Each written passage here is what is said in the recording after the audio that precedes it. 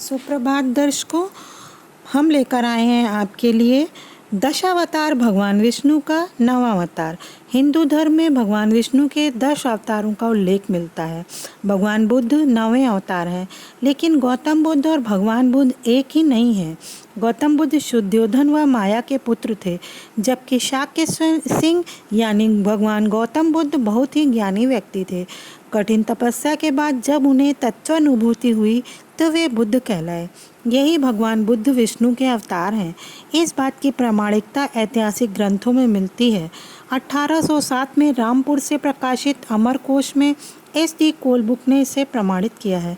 ललित विस्तार ग्रंथ के 21वें अध्याय के 178 पृष्ठ पर बताया गया है कि यह मात्र संयोग ही है कि गौतम बुद्ध शाक्य सिंह ने उसी स्थान पर तपस्या की थी जिस स्थान पर भगवान गौतम बुद्ध ने लीला की थी। सामान्य तौर पर बौद्ध धर्म के प्रवर्तक गौतम बुद्ध को ही भगवान विष्णु का अवतार माना जाता है, पर पुराणों में वर्णित भगवान बुद्ध देव का जन्म गया के समीप कीकट देश में हुआ था। उनके पुण्यात्मा पिता का नाम अजन बताया गया है, तो हम उन्हीं की कथा आपको बताते हैं। एक समय संसार में दैत्यों की शक्ति बहुत बढ़ गई थी। दैत्यों के समक्ष देवताओं का तेज क्षीण पड़ गया। तब दैत्यों ने स्वर्ग पर अधिकार कर लिया और देवताओं के वैभव का उपयोग करने लगे, पर उन्हें हमेशा इस बात की चिंता बनी रहती कि पता नहीं कब फिर से वे देवता शक्तिशाली हो जाएं और स्वर्ग पर अधिकार कर लें।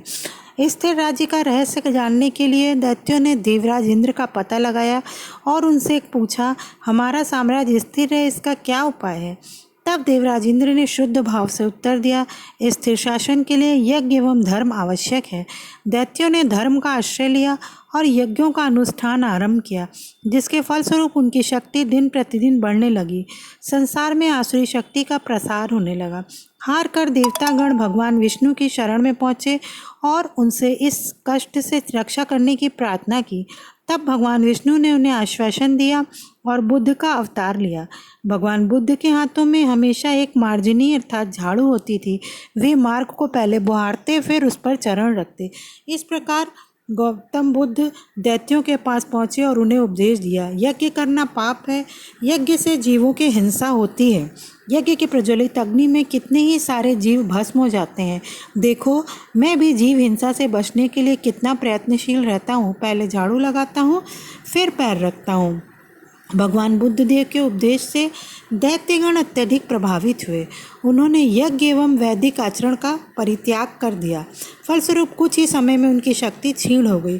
देवतागण इसी समय की प्रतीक्षा में थे। उन्होंने दैत्यों पर आक्रमण कर उन्हें पराजित कर दिया और देवताओं का स्वर्ग पर फिर से अधिकार हो गया।